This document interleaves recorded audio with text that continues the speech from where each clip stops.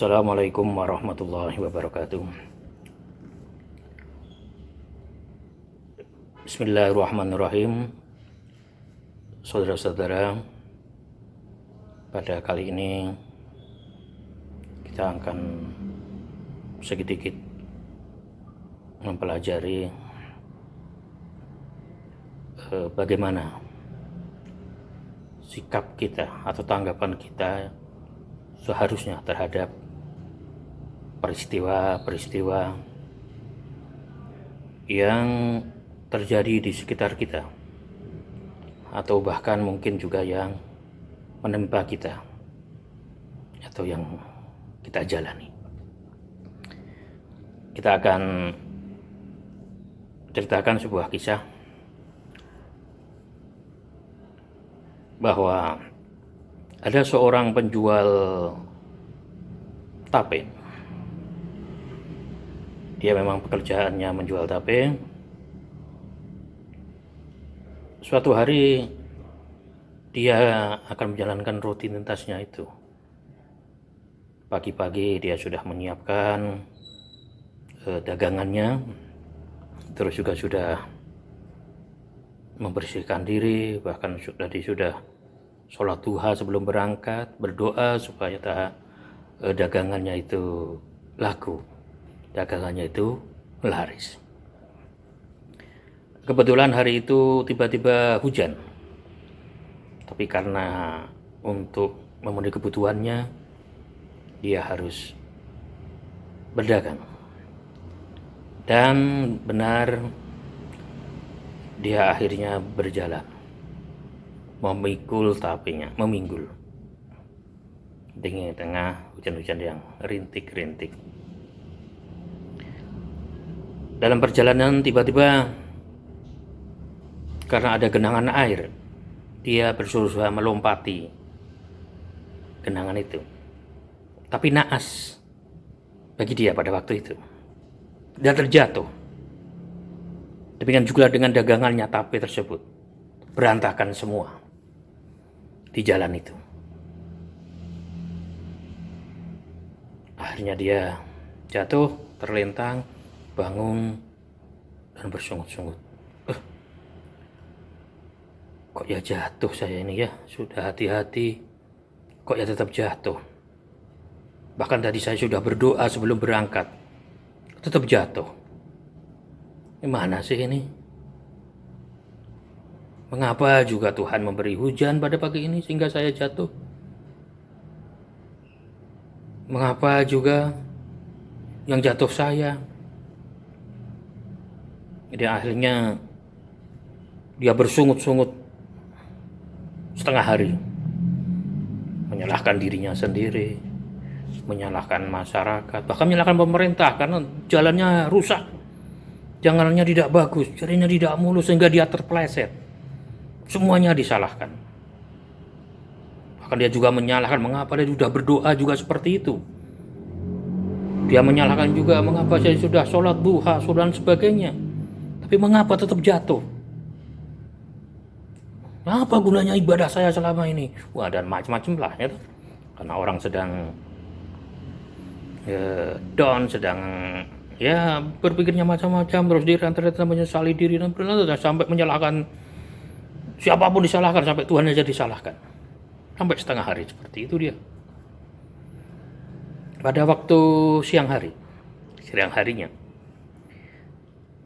ketika dia mau menjalankan aktivitas yang lain, dia mendengar bahwa ternyata ada kecelakaan. Kecelakaan itu adalah angkot yang seharusnya dia naiki pada pagi itu. Angkot tersebut jatuh di jurang dan hampir semua penumpangnya meninggal. Mendengar itu, si pedagang tape tadi terbelalak dan tiba-tiba dia bersyukur. Tiba-tiba dia sujud syukur. Dia bilang, untung aku tadi tidak naik angkot itu, sehingga aku tidak terluka bahkan meninggal.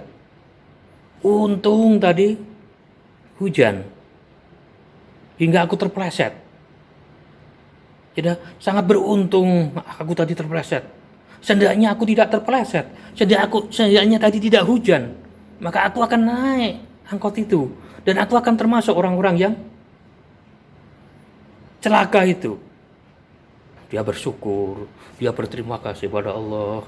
Dia bersyukur ada hujan, ada jalan yang tidak licin, ada apa-apalah. Dia syukuri semuanya.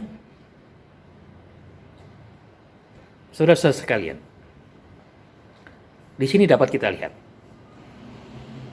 keanehan berpikir kita, keanehan persepsi kita, keanehan perasaan kita. Dalam cerita tadi dapat kita lihat peristiwanya sama, persis. Terpeleset dan jatuh. Tapi dengan peristiwa itu kita bisa menilai perspektif. Kita bisa melihat dua perspektif. Kita bisa melihat dua tanggapan yang sangat berbeda. Yang pertama, dia menyesali jatuhnya. Dia mengutuk jatuhnya. Dia menyalahkan jatuhnya. Terus turun dan sebagainya. Dia salahkan semua. Tapi ganti waktu, tidak ada satu hari saja. Dia sudah bersyukur karena jatuh. Dia bersyukur, berterima kasih karena jatuh. Dia memandang baik jalan yang belum baik itu. Dia berterima kasih kepada Tuhan karena dia dijatuhkan. Karena dia jatuh. Ya, saudara-saudara sekalian, sering kita berperilaku seperti itu. Jadi kita belum tahu apa-apa, kita mendapatkan persepsi terhadap sebuah peristiwa yang seolah-olah merugikan kita. Pada waktu itu, kita merasa down, kita merasa bersalah, kita kurang apa, dan sebagainya. Dan semuanya dibuat kita salahkan. Tapi cepat juga kita lihat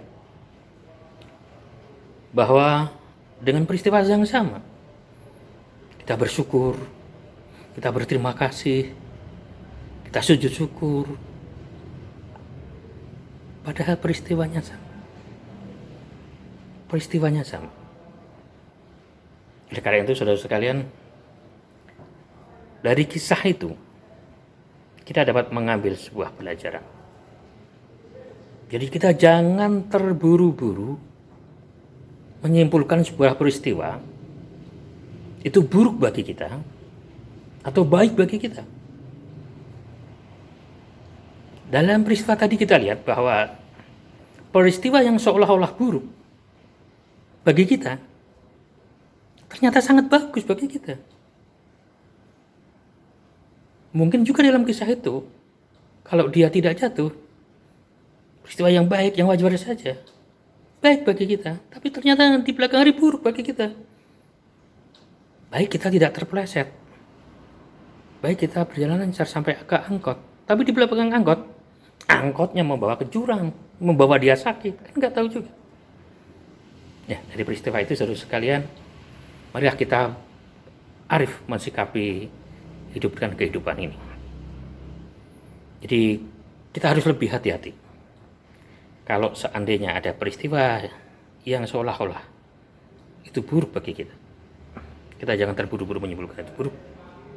Jangan terburu-buru menyalahkan siapapun. Karena mungkin itu juga mesti kemungkinan baik peristiwa itu. Jadi semua peristiwa itu harus kita bersabar. Kalau kita sedang mempersepsikan sebuah peristiwa itu buruk bagi kita, tidak baik bagi kita, seolah-olah merugikan kita, kita sabar dulu. Kita bersyukur dulu. Pasti ada hikmahnya di dalam semua peristiwa itu. Jadi ketika kita dilanda sebuah kejadian, kita harus sabar. Kita bisa menata hati. Kita ambil hikmahnya. Bagaimana itu? Karena orang-orang yang sabar, orang-orang yang bisa mengendalikan diri, orang-orang yang bisa menahan emosi untuk tidak mudah mengobral kata-kata, mengobral tuduhan dan sebagainya terhadap peristiwa yang menimpa diri kita, itu akan mendapat kabar gembira. Allah berfirman, "Wala nabluwannakum bisayyi'in minal khawfi wal ju' wa nafsim minal amwali wal anfus was samarat wa basyiris sabirin." Jadi kita akan dicoba oleh Allah dengan kelaparan, dengan ketakutan, dengan kekurangan harta, kekurangan sempit finansial, ada kehilangan atau kematian orang-orang dan lain sebagainya, supaya kita disarankan untuk sabar, supaya kita digembirakan untuk sabar, karena di balik peristiwa itu pasti ada hikmahnya, seperti peristiwa tadi. Demikian juga ketika kita sedang dalam keadaan gembira, dalam keadaan menyenangkan, dalam keadaan yang semua merasa berhasil, itu kita juga harus berhati-hati.